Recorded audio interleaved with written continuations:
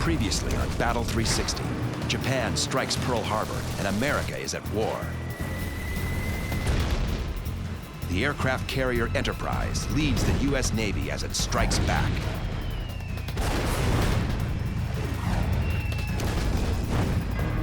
Now Enterprise is about to face the massive Japanese fleet at Midway.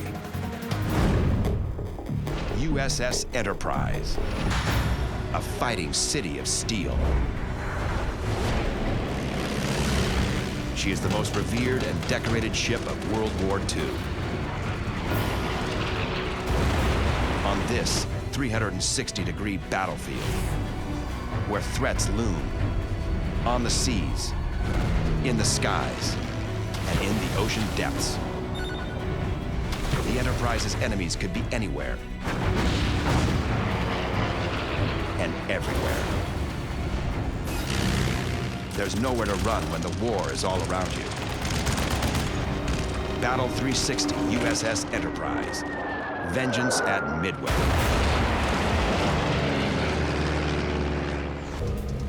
June 4th, 1942, 10:20 a.m. Bombers from USS Enterprise find their target in the middle of the Pacific. They are Japanese carriers Kaga and Akagi, part of an enormous Japanese fleet. Japanese Zero fighters have been distracted with earlier assaults. They tear apart the slower planes, but leave their home carriers unprotected.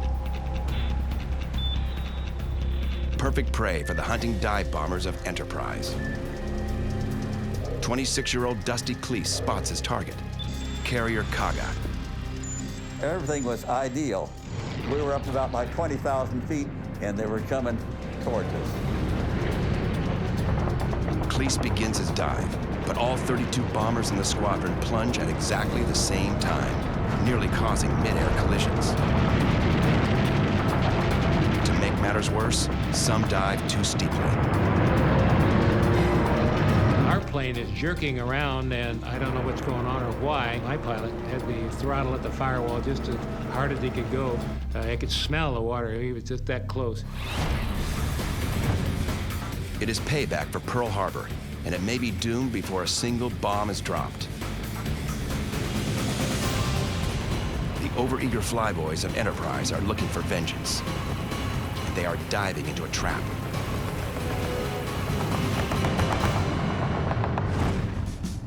Flashback. The battle called Midway had actually begun 24 hours before. On June 3rd, 1942, USS Enterprise sails 900 miles from her home base in Hawaii, accompanied by fellow carriers Yorktown and Hornet. She is heading for a tiny American outpost on a remote atoll called Midway. 175 miles west, 4 Japanese carriers steam southeastward on a collision course. Imperial Admiral Isoroku Yamamoto plans to finish the job he started at Pearl Harbor. The USS Enterprise is what the Japanese really wanted to take out. Yamamoto knew that if he could take out our carriers, they essentially would win the war. The main force of Japanese ships headed toward Midway include 4 aircraft carriers: Kaga, Akagi, Soryu, and Hiryu. 7 battleships, 150 support ships, cruisers, destroyers, and tankers, 248 carrier aircraft, 16 float planes, and some 15 submarines.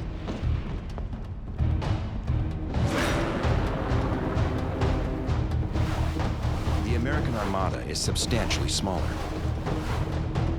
3 aircraft carriers, 50 support ships, 233 carrier aircraft, 127 land-based aircraft on Midway Island, and 8 submarines, outnumbered nearly 2 to 1.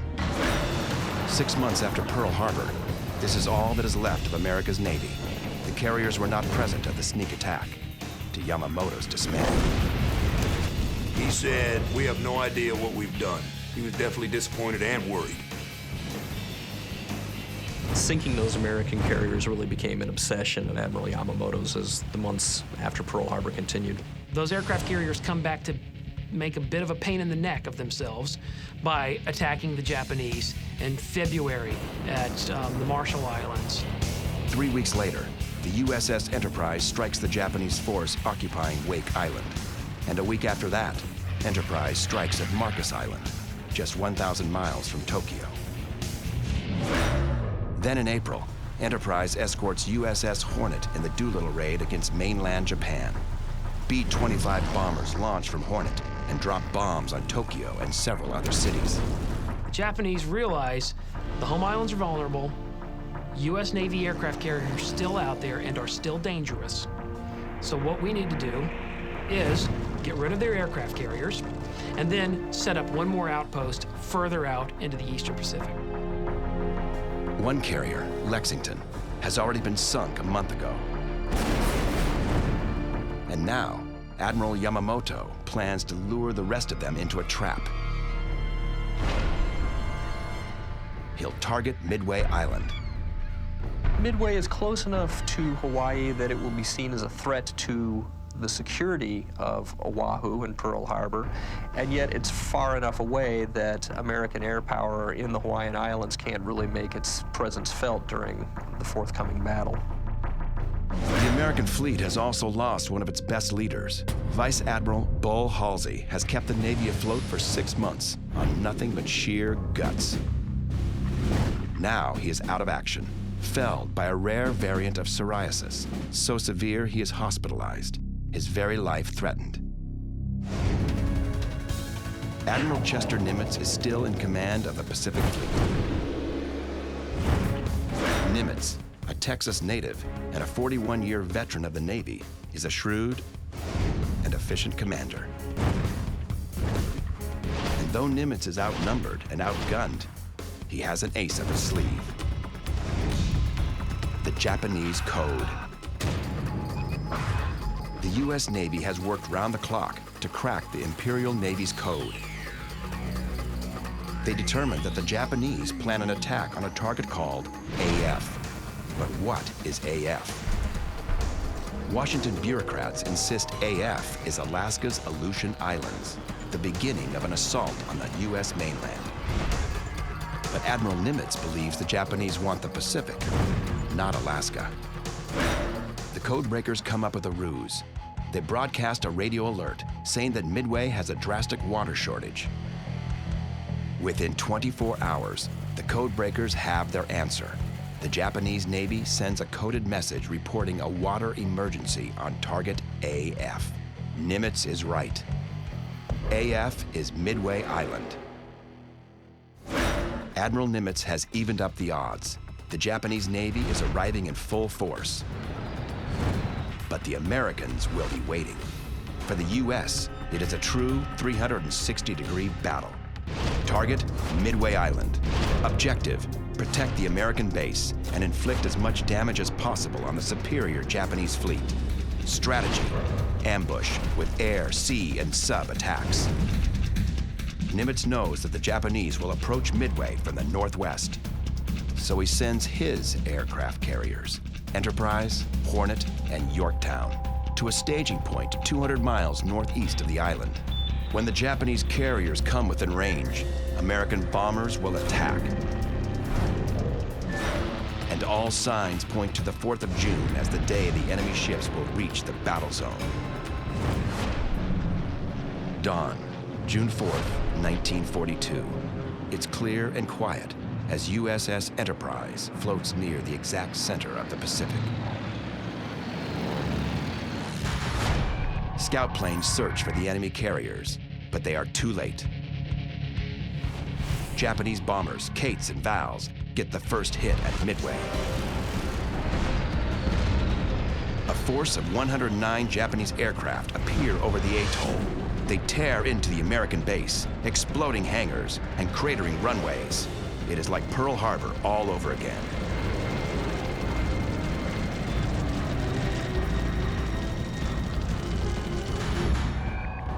Back with Enterprise and her task force, sailors prepare for action, but haven't gotten word of the Midway attacks.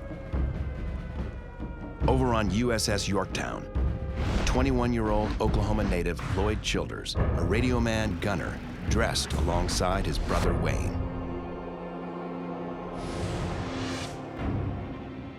Childers had an odd sense that his chances of surviving his mission today were slim. I put my wallet in my pocket, started putting my wristwatch on, and my brother was standing there. We were sharing a locker. I took my wallet out of my pocket, put the wristwatch, put it in the locker, and I said, Wayne, if I don't come back, these are yours. He got a funny look on his face, but didn't say a word.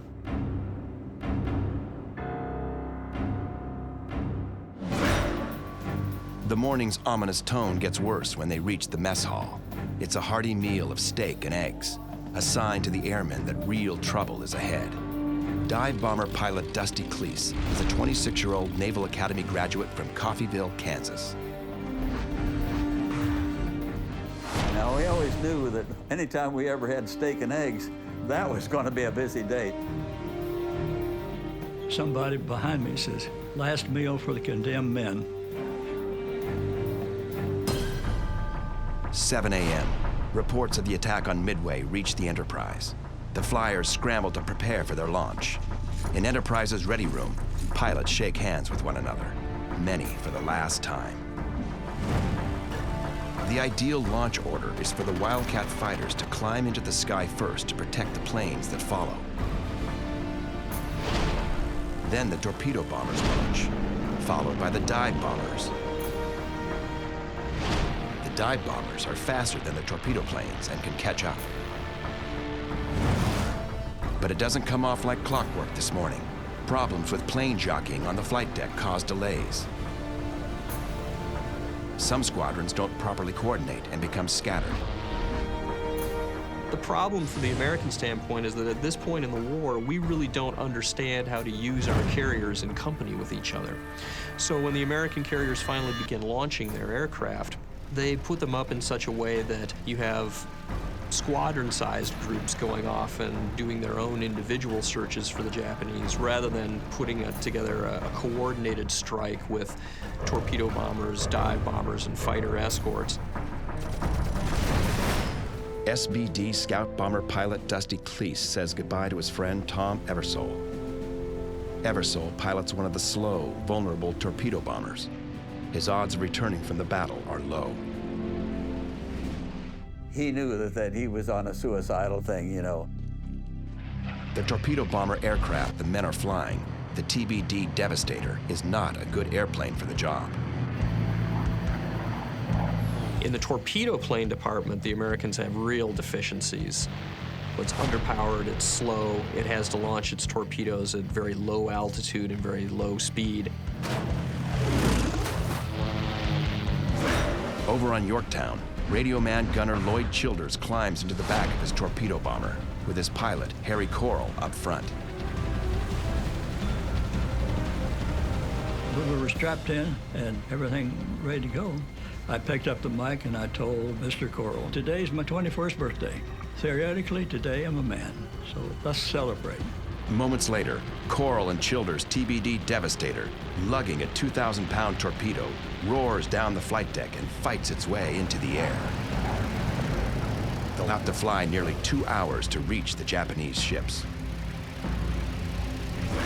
While the torpedo planes lumber into the sky, American forces have already begun the assault on the Japanese. 7:10 a.m. The first wave of the American attack begins. Bombers have launched from Midway Island to attack the Japanese carriers. The enemy warships open up with anti-aircraft fire. A typical Japanese aircraft carrier is bristling with weaponry.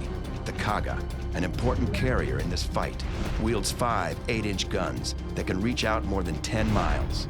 For medium-range work, it has 16 120-millimeter batteries, and for the close-in fight, 22 25-millimeter cannons. This anti-aircraft arsenal can unleash a murderous hailstorm of lead. 6 miles southwest and just under the surface, American submarine USS Nautilus scans the horizon. The sub is a scout for U.S. forces. Smoke from the Japanese anti-aircraft fire soon draws the attention of Nautilus. The sub moves closer, looking to make an attack of its own. But 180 degrees and some 800 feet overhead, a Japanese fighter plane spots Nautilus. The Zero swoops down to 200 feet and opens up with machine gun fire. Anything to damage the sub or force it below periscope depth so it cannot fire a torpedo. 90 degrees and 2,000 yards off Nautilus's port bow. The Japanese destroyer Arashi spots the encounter. It charges in and starts dropping depth charges. A depth charge is an explosive device designed to sink a submarine with a powerful underwater explosion. A fuse set will activate at a predetermined depth, detonates the explosive.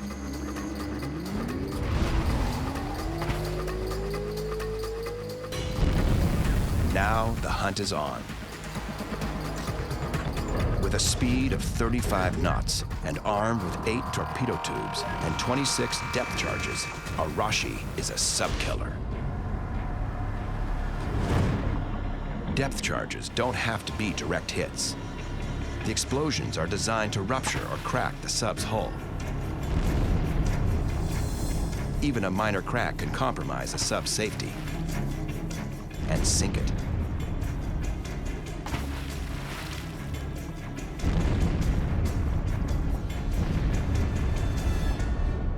The explosions miss Nautilus, but the sub takes no chances and dives temporarily.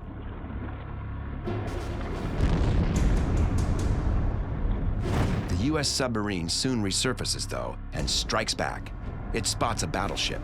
She sets up her target, then unleashes a torpedo.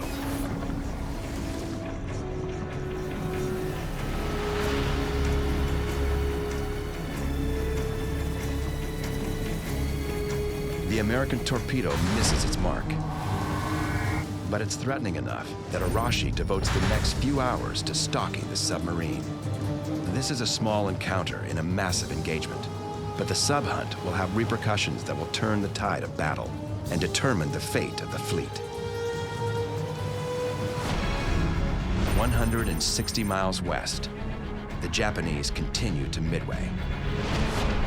But at mid-morning, Japanese scout planes report the presence of the American aircraft carriers.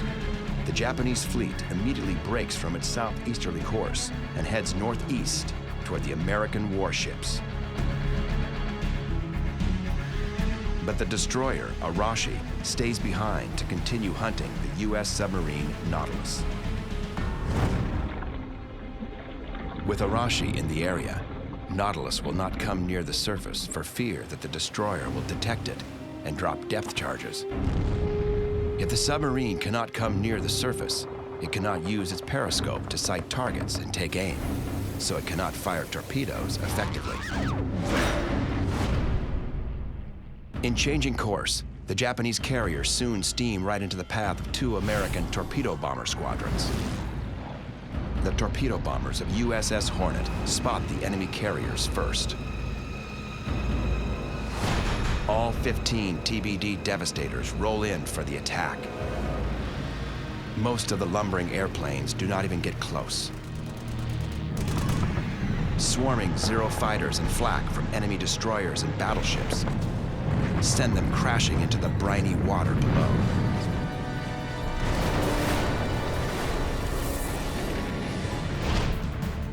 A single pilot, Ensign George Gay, actually gets his Devastator close enough to drop his 2,000-pound torpedo. But it doesn't explode. As he approached, he got a bullet in the arm. Then he released his torpedo, and then he was so close that he had to come up to go across the Japanese carrier.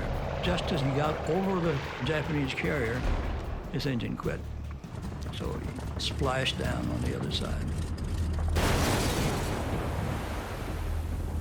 And he tried to get his gunner out, but he thought the gunner was dead because he had talked to him at one point and then he never heard from him again. Over the next few hours, George Gay will stay afloat using his life raft as camouflage, the sole survivor. 15 torpedo bombers and 29 men from the Hornet are all lost in a single attack. Ensign Gay is in the water less than 20 minutes when the torpedo bombers of USS Enterprise reach the battle area. As they drop close to the water to begin their attack, they too slam into ferocious anti-aircraft fire and attacks from Zero fighters.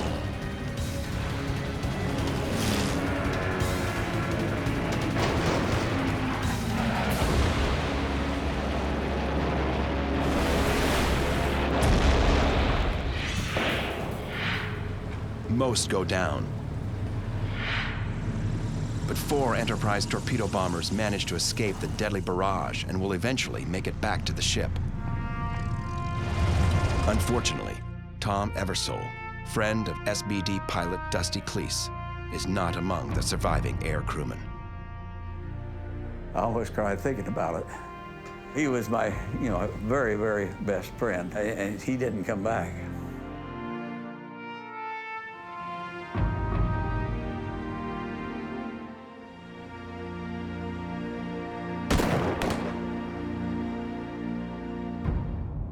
But at this point in the battle, Dusty Cleese has more things to worry about. Dusty is part of a dive bomber group well behind the torpedo planes. Heading up Dusty's air group is Lieutenant Commander Wade McCluskey, a 40-year-old Buffalo, New York native. He normally flies a fighter, not a bomber, and he's leading this group like a bat out of hell. He was a fighter pilot.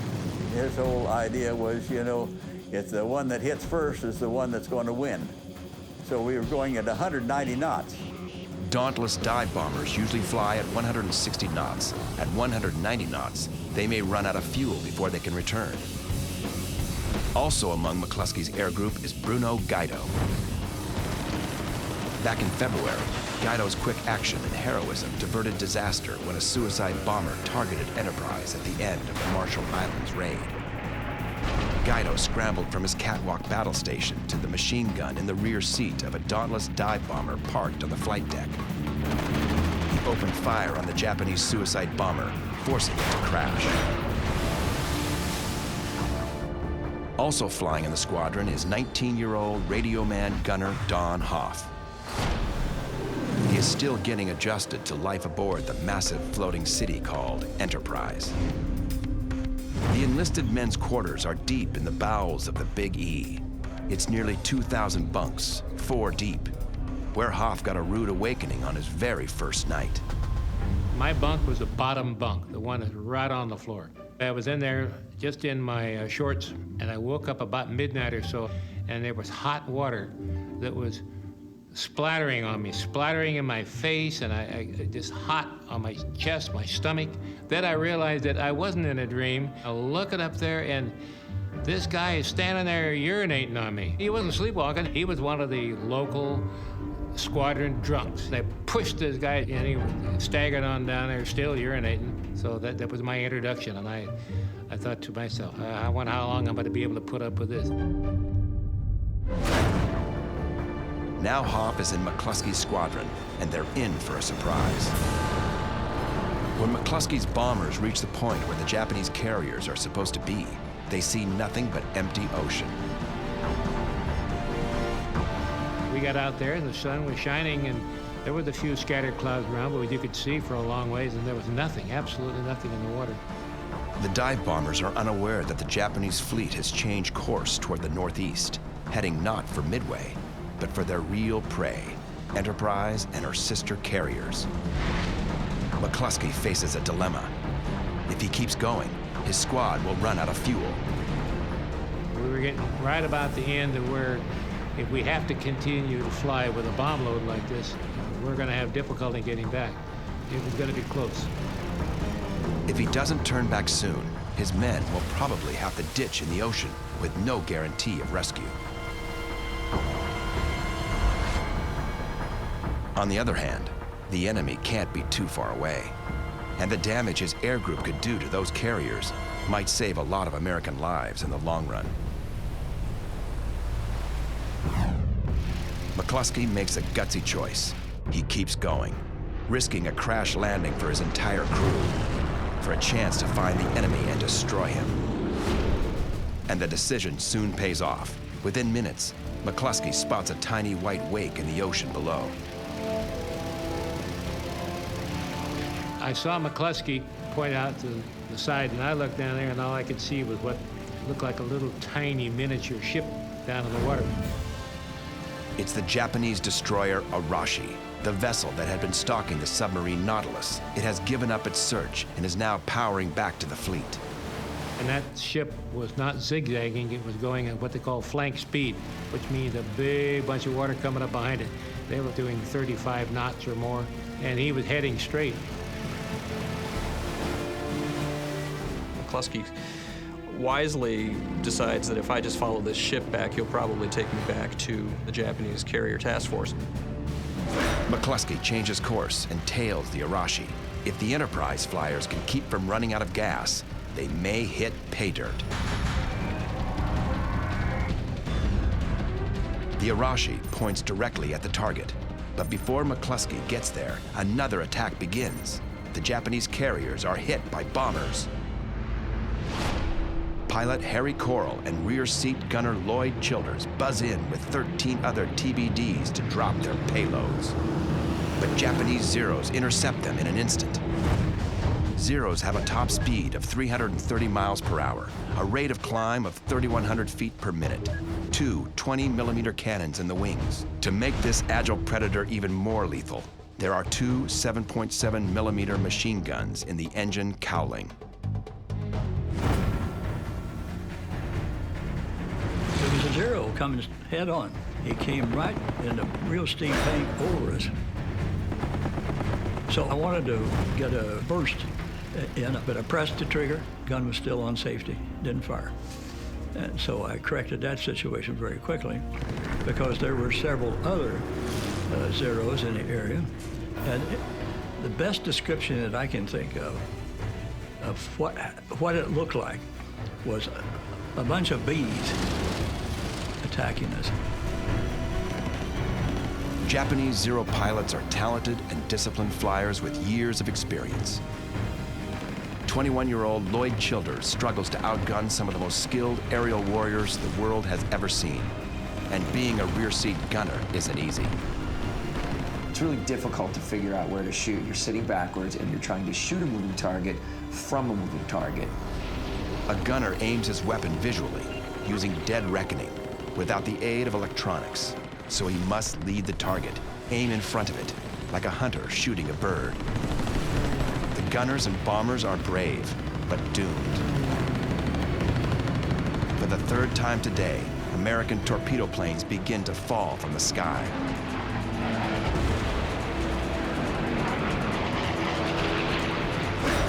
Harry Coral said, "Look at the skipper, look at the skipper." And I've been around to look, and then I was looking right in the face of my boss, the chief radioman, and the plane was in flames. And I was looking at the chief's eyes. At first, his expression was, "What's going on?" Question mark. And then fear. He had figured it out. The airplane was burning furiously. We were obviously flying very, very low. And then the skipper's airplane hit the water. As a rear seat gunner, Childers is facing the back of the plane, so he can shoot at Zeros attacking from behind. The Japanese fighter planes normally swoop down from above, so he's scanning upward. But he soon gets a surprise from the opposite direction.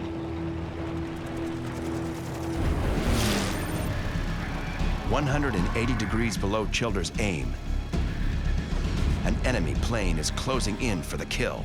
I looked down, and the hair stood up on the back of my neck. In an instant, the enemy has climbed to Childers' level. Here's a Zero, slowed down to 80 knots behind us, bobbling a little bit. He's out of ammo, and he's trying to cut our tail off with his prop. Childers can't just open up wildly, because he'll shoot the stabilizers off his own plane. He takes careful aim through his machine gun's pipper, or sight. I had the pipper below our horizontal stabilizer, and using the Japanese pilot's face as a target, I pushed the trigger, and he disappeared. But Lloyd Childers' 21st birthday is far from over. Another wave of Zeros is coming at him. I was shooting at the attacking Zero when I felt that I was hitting a leg.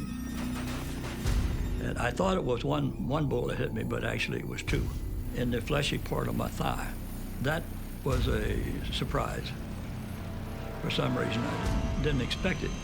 Also a surprise because it didn't hurt. Moments later, Childers is hit yet again, this time just above the ankle of the other leg. This wound is painful, but the young man keeps up his fire at the enemy. The Yorktown torpedo bombers score no hits. Most are shot down before they ever get close enough to drop their torpedoes. The score: the Japanese have shot down 25 planes, Americans, none. But the Yorktown's disastrous attack inadvertently brings a lucky turn of events for the Americans. The Japanese fighters were focusing on an incoming torpedo plane attack from VT-3, Yorktown's torpedo squadron, and were forgetting to look around them to see if there were additional attacks coming in. The Zeros have temporarily left the Japanese carriers without air cover. And at just that point, Wade McCluskey and his Enterprise dive bombers appear on the horizon, like the cavalry riding to the attack. McCluskey has followed the Japanese destroyer Arashi directly to the big prize, the Japanese carrier fleet. This is the moment bomber pilot Dusty Cleese recognizes his target, the Kaga. I could see these two great big ships, you know, that were closest to us, and then a smaller one that was farthest away. The two ones closest had to be the Akagi and the Kaga. Lieutenant Commander McCluskey immediately orders an attack, giving instructions for the air group to split in two, with one squadron attacking the Kaga and the other attacking the Akagi.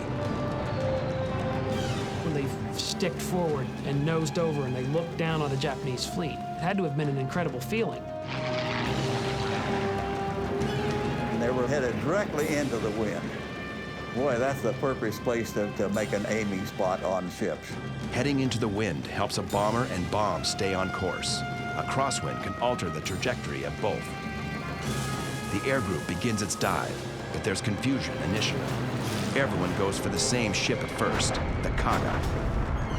We almost had some mid-air collisions because we had two squadrons that were both starting to try to dive on the same aircraft carrier.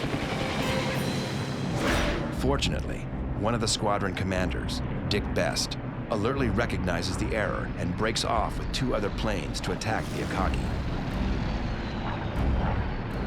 At the same time, back with the main bomber group diving on the Kaga, confusion has caused the pilot of Donald Hoff's plane, James Dexter, to dive his bomber at a much steeper angle than he'd intended.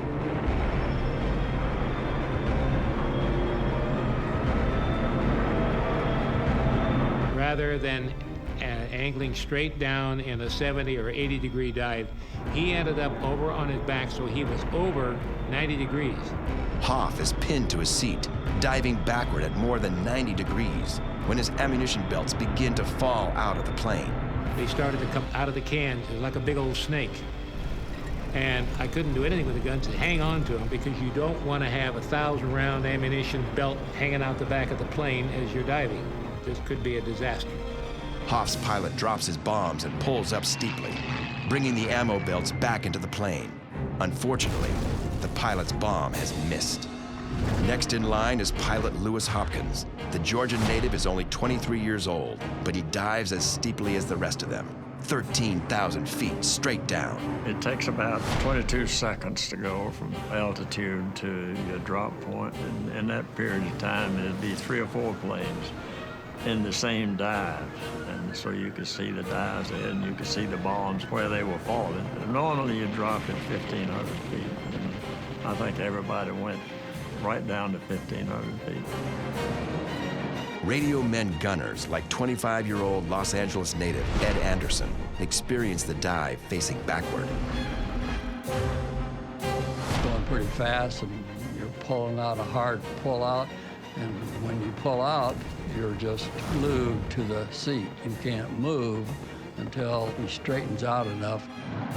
I watched McCluskey and his two wingmen drop their bomb. They missed.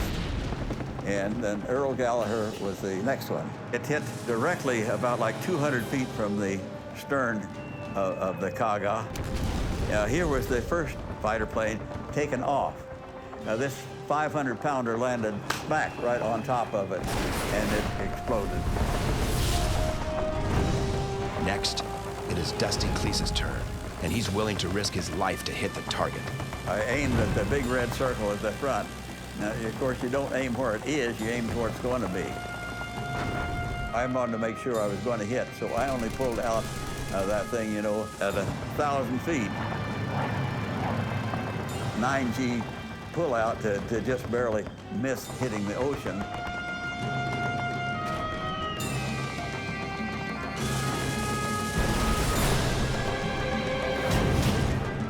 It hit just the rear rim of that big red circle. This thing went way, way down below deck. James Dexter and Don Hoff also pull out very close to the water. I was looking right at the side of the ship, and of course there were other planes that had hit with bombs and with explosions, and there was smoke and fire. And about that time, he made a real sharp turn to his left. Dexter has pulled the sharp left to avoid a Japanese cruiser up ahead.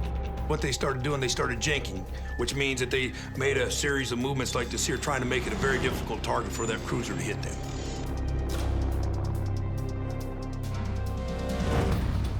But Dexter and Hoff soon confront a new threat.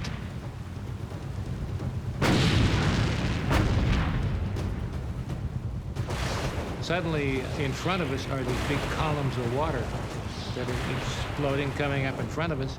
And of course, he's zigzagging, and he starts zigzagging again, or jinxing again. The enemy cruiser is firing shells out in front of the retreating planes to alert Zeros overhead to their presence. The columns of water caused by the explosions are deadly obstacles.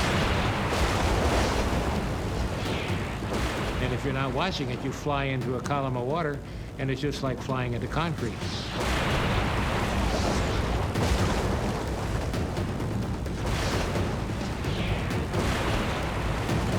About that time, one of those shells hit in the water right below us, and it exploded, and it lifted us right straight up in the air about 40 or 50 feet.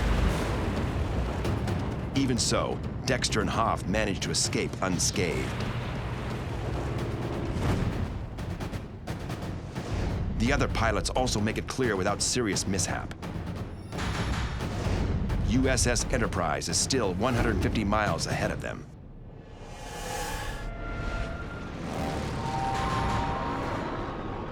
Now the question was, do we have enough gas to get back to the ship? The victors have hit hard, but they may not survive the return. And there's one more Japanese carrier still out there, preparing for an attack.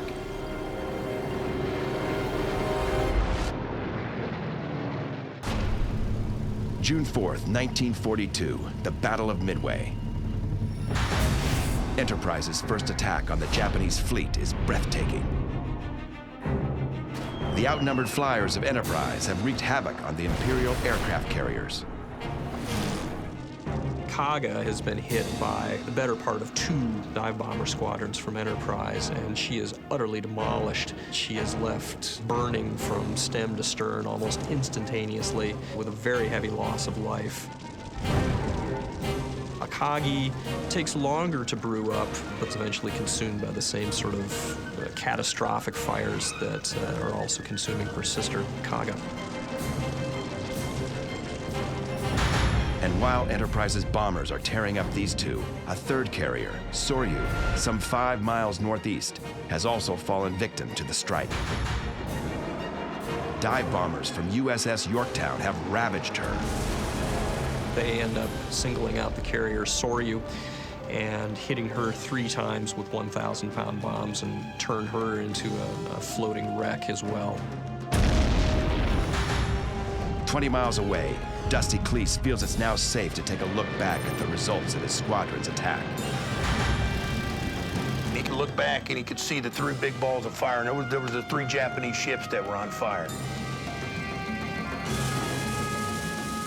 And as he was looking back, all of a sudden, one of those ships actually exploded. It must have hit the munitions that was aboard the ship. The huge mushroom cloud came up and over the top. The surviving dive bomber crews are ecstatic with their success. But they're still in harm's way. They must make it free of the kill zone. The air is filled with angry Zeros that have just lost their home carrier. They're desperate and they're dangerous. Bomber pilot Hopkins checks to see whether his backseat partner is still okay. Ed Anderson gives the thumbs up. The SBD rear seat gunners have their work cut out for them, and this leads to some remarkable personal actions. Rear seat gunner was firing his machine gun and it broke loose from its mount, so we actually had to manhandle it like it was a shotgun. He was a little guy, so most of the time he couldn't even carry it by himself to get it to his airplane. But I know from personal experience you can do some amazing things when you're scared.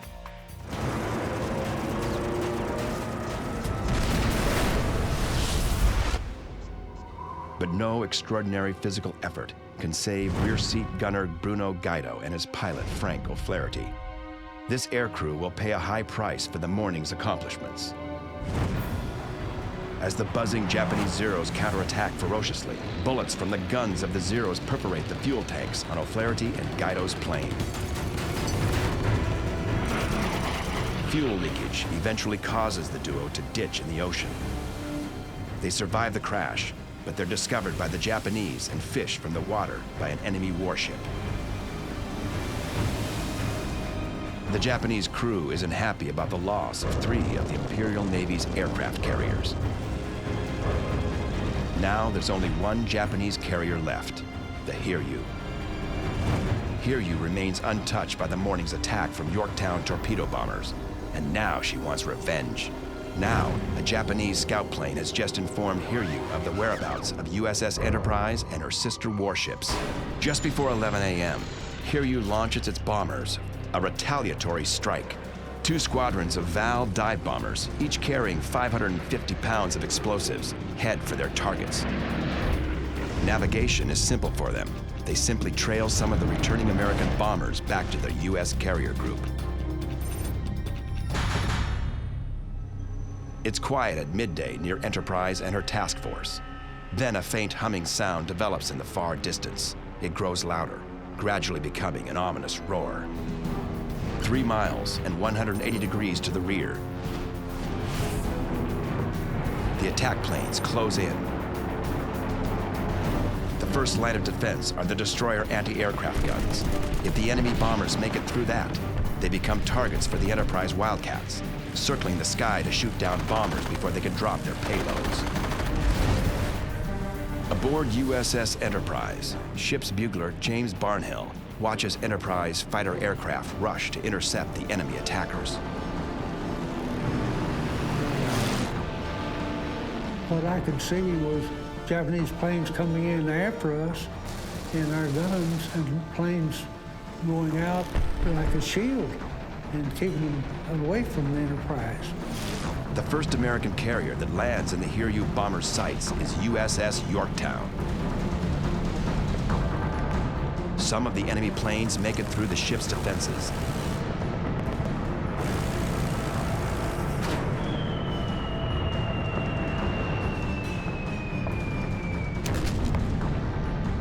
And 3 bombs make direct hits on Yorktown's flight deck.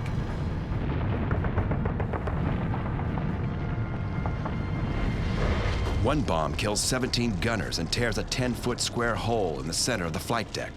Another bomb drilled its way through to the base of the smokestack before exploding and extinguishing the boilers. Multiple fires erupt. American carrier flight decks in World War II have a top layer of wooden planks. It is a way to lighten the weight of the overall ship. But the wooden surface compounds the danger when fires erupt. But the Yorktown damage control crew leaps into action. unreeling hoses and dousing burning surfaces with extinguishing foam. And they patched the hole in the deck. They got the boilers working again. A couple of hours later, the fire is completely extinguished. The hole in the deck is patched, and Yorktown is back underway at 19 knots. But her new lease on life is cut short. At mid-afternoon, a second wave of bombers arrives from the Hiryu. These carry torpedoes. Again, they reach Yorktown first. But since the vessel is no longer burning and has been patched so quickly, they believe it is a different carrier. 5 bombers make it through intense anti-aircraft fire and drop their torpedoes. 2 of the torpedoes score direct hits on Yorktown's port side.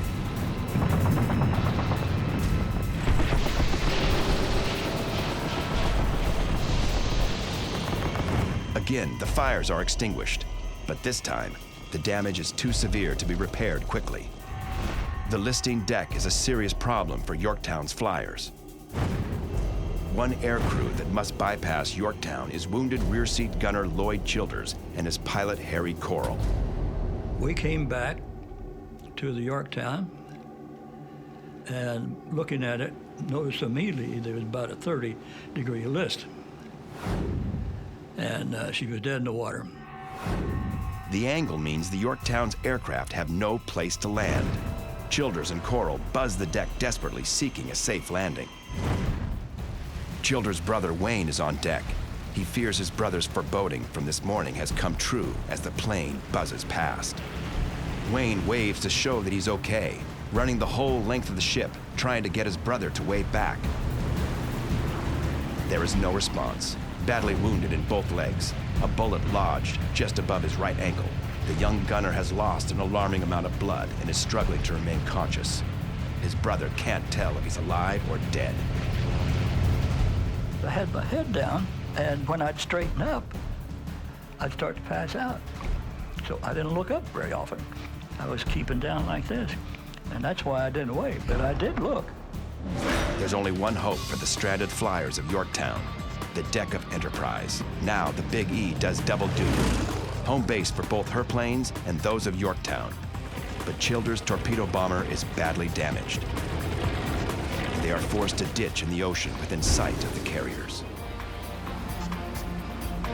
A relieved Wayne Childers can see his brother is safe as he is fished out of the water. Lloyd Childers began the day thinking it would be his last. In fact, it has been one of the most successful days in the fleet's history so far. But there's one more enemy carrier out there, and attacks from her bombers must be put to a stop. Enterprise launches her squadrons for a final run. Their goal, the carrier Hiryu, the enemy vessel that has mortally wounded Yorktown, and some of the pilots carry a grudge. It's a composite group from Yorktown flyers being launched from the Enterprise and Enterprise's own flyers that discover the Hiryu later in the afternoon. After more than an hour in the air, the dive bombers from Enterprise and Yorktown come in range of Hiryu. Pilot Earl Gallagher is leading this attack. He plunges toward the carrier. Just as he dropped his bomb, the Hiryu made a tight turn, you know, like this thing. And so his bombs landed exactly right where it should be, you know, if the ship hadn't made that tight turn. So I had made these corrections to hit the bow. When Cleese dives, he doesn't make the same mistake. It's a direct hit. It just took that front end of the Hiryu and it, like a taco, it just rolled it back on top of itself. And of course, it made that ship totally useless. The bow of Hiryu is torn apart. Fire spreads below decks. The Japanese Navy chooses to sink her. Admiral Yamamoto's plan to trap the American carriers has backfired spectacularly. In a single battle, 4 Japanese carriers are sunk. 1 cruiser is scuttled. 228 Japanese aircraft destroyed. And 3,000 Japanese sailors and crewmen are killed. Although the American losses include 1 destroyer and the carrier Yorktown, it It is the most surprising victory in the annals of U.S. naval warfare. Yamamoto is forced to call off the attempted invasion of Midway. 24 hours after the battle, there is still one American floating alone in the sea. Ensign George Gay was shot down in the first attack and has kept himself afloat as the battle raged around him. He is finally fished from the water by a float plane. Gay is taken back to Enterprise, where he soon tracks down fellow torpedo bomber crewman Lloyd Childers, recovering in sickbay. He didn't know me. The reason he came down at first was he heard there was a kid down there from the torpedo squadron. And he thought, maybe from my squadron. So he came down to find me as quickly as he could. The two survivors become friends. George Gay came down every day to visit with me and talk to me.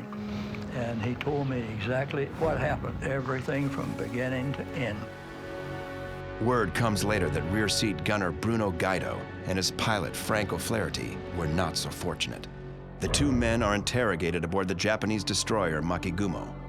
Angered by their crushing defeat, the Japanese crewmen aboard Makigumo bind Gaido and O'Flaherty with ropes, tie weights to their feet, and toss them overboard to drown.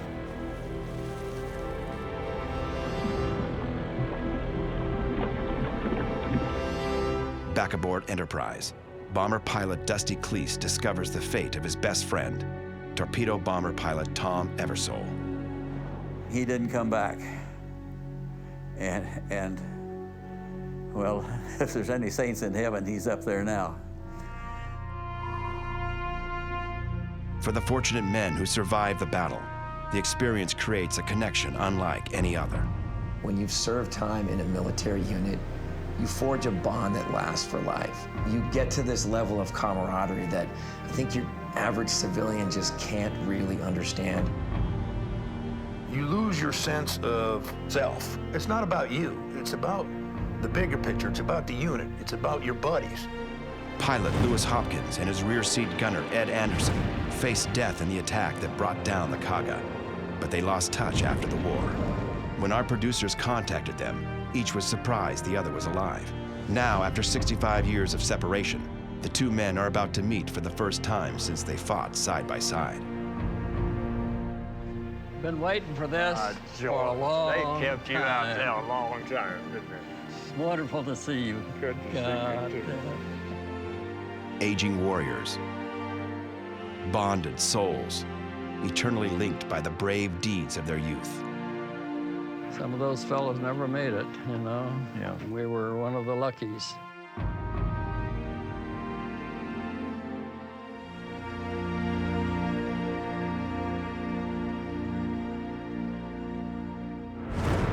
The epic naval clash off Midway Island changed the face of the Pacific War.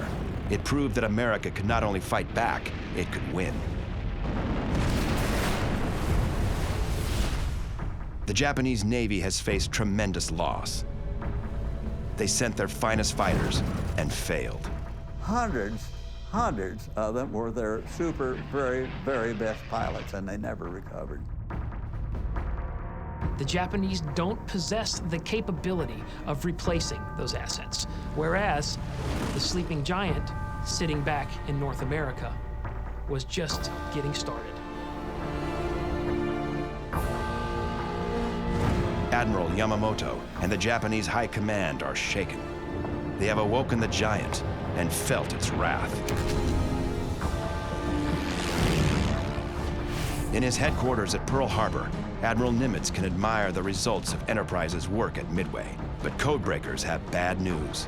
The Japanese intend a new assault, with its eventual goal the invasion and occupation of Australia. Enterprise gets new orders. Head off the Imperial Navy and stop her. The location is an island called Guadalcanal. Enterprise is about to get her baptism of fire.